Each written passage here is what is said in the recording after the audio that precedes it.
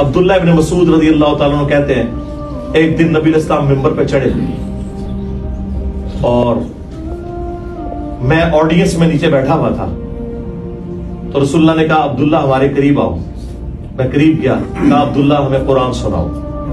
ان کا یا رسول اللہ قرآن تو آپ پہ نازل ہوا ہے. آپ نے فرمایا کہ مجھے دوسروں سے سن کے لطف آتا ہے. تو عبداللہ ابن مسعود کہتے ہیں کہ میں قرآن حکیم پڑھنا شروع کیا اور سورہ نساء کی میں نے تلاوت شروع کی. آپ شوق دیکھیں کہ سورہ نساء شروع کی انہوں نے 40 آیات پڑھ دی. نبی علیہ السلام ممبر پہ بیٹھے ہوئے ہیں اور وہ نیچے قرآن تلاوت کر رہے ہیں اور حضور اس کا لطف اٹھا رہے ہیں.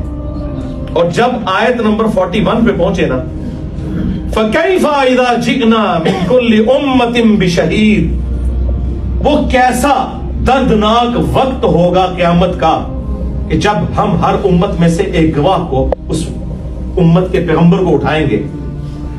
کس لیے کہ بتائے کہ اس نے دعوت کا کام کیا تو اس کے اگینسٹ اس کی امت نے کیسا رسپانس کیا.